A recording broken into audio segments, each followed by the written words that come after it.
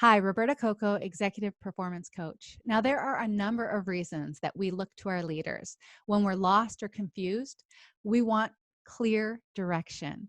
When we want greater results or more effective or efficient systems, we look to our leadership. When we want to find unity in our teams or growth in our teams, we look to strong leaders.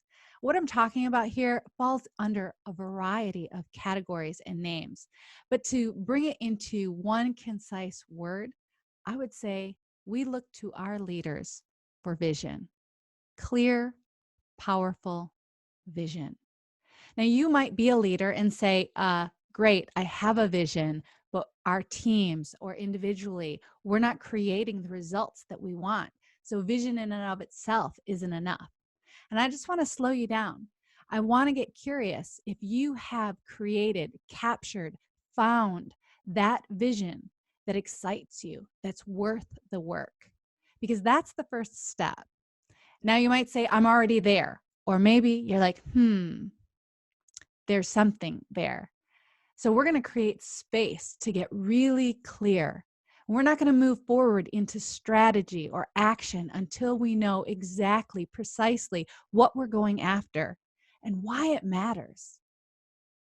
And again, if you're already there or you're anxious to know what happens next, I want to slow us down again. There's a distinction, there's a reason why we don't often create the results or capture that vision and bring it into reality.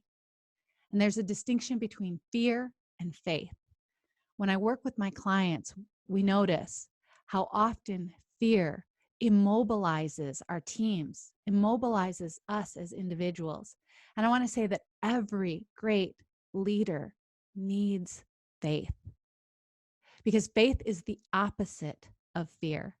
Again, fear is going to fuel our imagination to be creative and to think of worst case scenarios.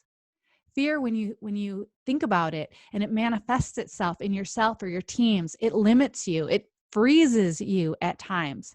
Fear stops us from moving forward. It stops us from being creative. It prohibits us from trying.